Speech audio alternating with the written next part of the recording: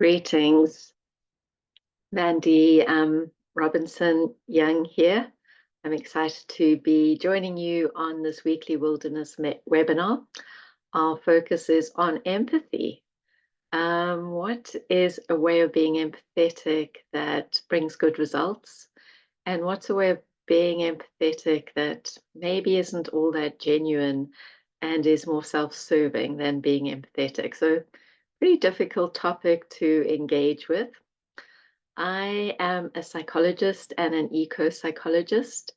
As a psychologist, I love taking a journey with people towards good mental health through gaining insights, through emotional support, sometimes even techniques to reduce anxiety and stress. I love to empower people and see them not hurting as much and fulfilling their lives in the way that they were first created to do so. As an eco-psychologist, I have spent over a quarter of a century now observing wild animals with social behavior, the white lions, mountain gorillas, elephants, meerkats, painted hunting dogs, or wild dogs, swimming with dolphins, and walking and talking with tribal people like the Maasai and the Bushmen.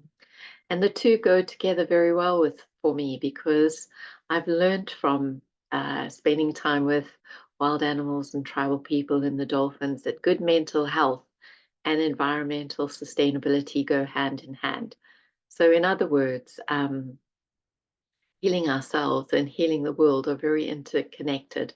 So we can learn from observing wild animals the way that they behave, that they're so pure in their intent, from the way that they relate, some insights and inspirations as to how we can behave. But also the more we kind of engage in insights and understandings from them, and the more we heal, the more we grow, the more we mature, become better leaders, better people, better parents, better husbands or wives, the more we want to give back to the beautiful natural world that has inspired us. So tonight, as we focus on empathy, I would encourage you, if you're listening to this recording, just to take down a couple of notes as we go on our wildlife safari with some very interesting characters, some very interesting bonding and attachment, actually, from a lion and an oryx, predator and prey, and from an ancient old tortoise and a baby hippo. So we're going to have some fun today as we explore what is the right kind of empathy that brings good results and what is empathy that is just self-serving.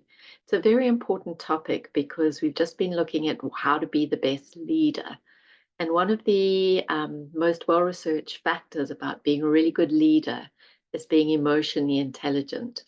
And the four components that make up emotional intelligence is self-awareness, self-management, social awareness, and relationship management.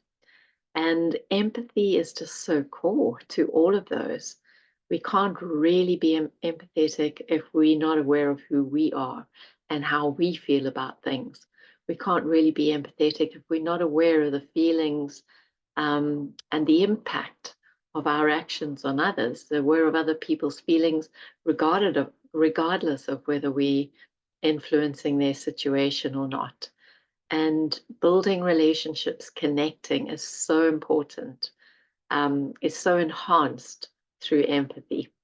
So I'm going to take you through two different video footage. I'm actually going to turn off the video as I'm going to share with you, but I'm going to turn off the recording as we look at these different videos. The reason being is that I think to a certain extent they're certified.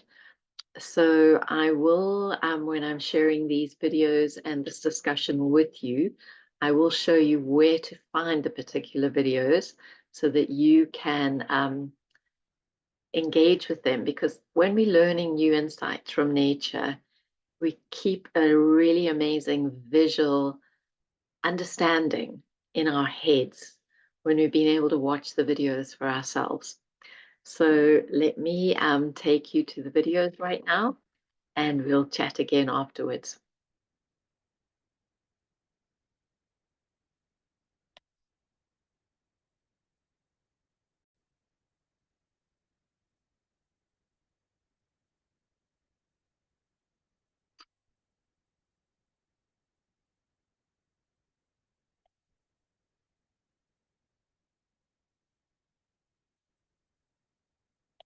Kenya's Samburu Reserve had taken an antelope calf alive and was guarding it as her own.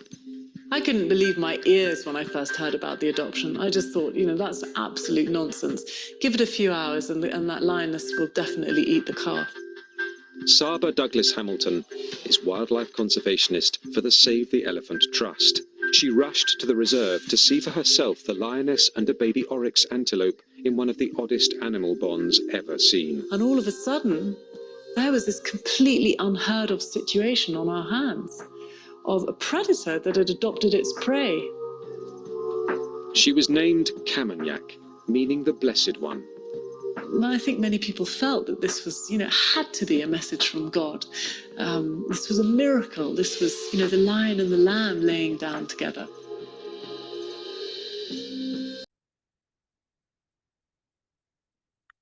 Hey, so I hope that you've had a chance to look at the two links that I've sent. They give you the story about the lion and the oryx and about the hippo and the tortoise. It's really not going to make a lot more sense to you what I'm going to say next if you haven't watched the videos.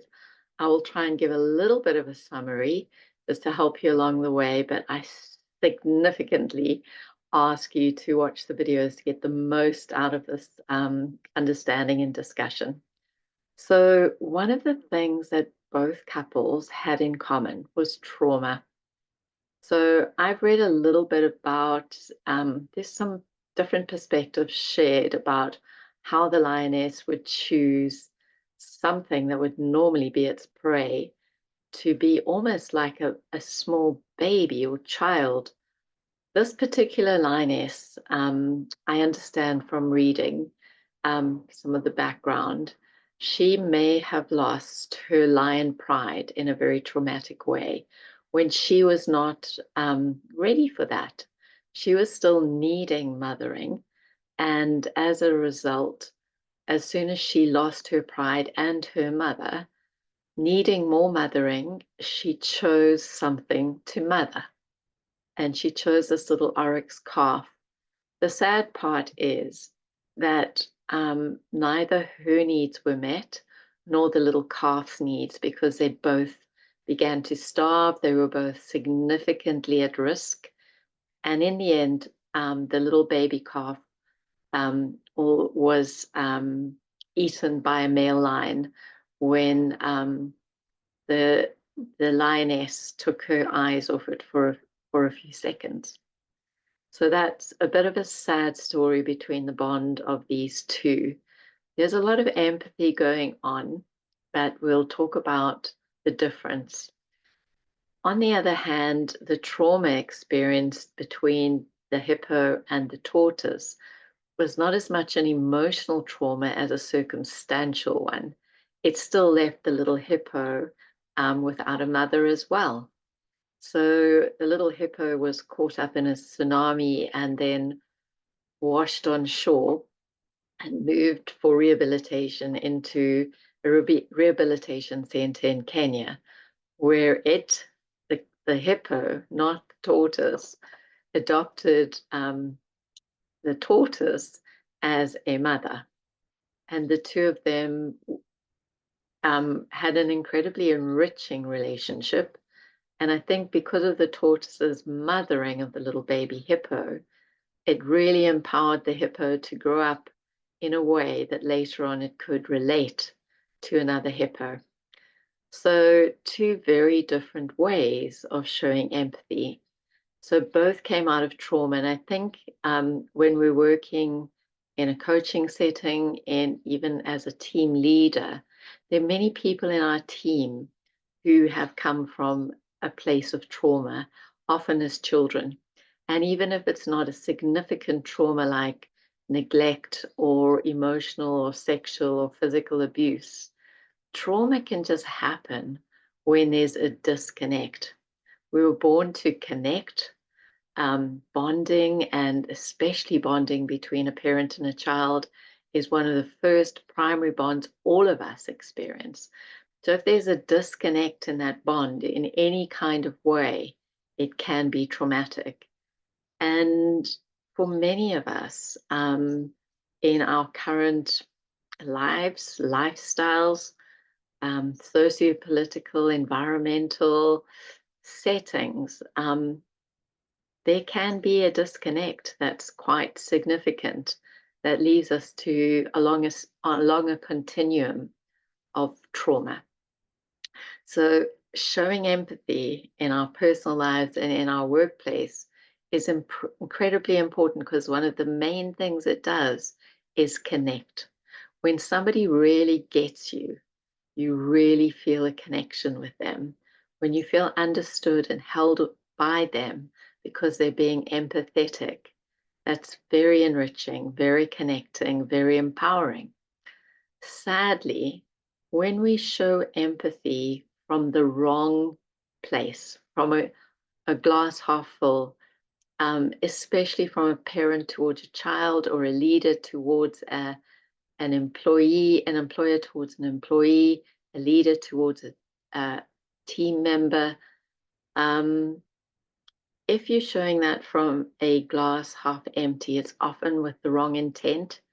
It's often about getting your needs met rather than meeting the needs of the person you're showing empathy towards. Just as the lioness with the little oryx, it was about her needs. She needed a mother. She needed a baby. She needed to feel some kind of connection. And because of the trauma, her way of showing empathy came from a half empty kind of place. And it came from a place where the kind of empathy she was showing was not helpful to herself or to her little oryx. And this can happen when people have been traumatized in a way that they survive by pleasing people, and become a people pleaser. Then the empathy shown in that kind of situation is from the wrong intent. It's from a glass half full. So my biggest recommendation in that situation, and my biggest recommendation to everybody in any situation, is keep growing, especially emotionally, because it is the biggest gift you can not only give to yourself, but to everybody you relate to. And when you come from a more healed, filled up inside place, you're much more likely to show an empathy that is empowering and enriching and generous and very connecting. When you try to show that kind of empathy from a wounded place, a hurt place, a traumatized place, it can often not be very helpful for you or for the person that you're relating to. I hope these insights, by comparing two different incredible, unusual bonds in the wildlife arena, can give you some understandings of empathy.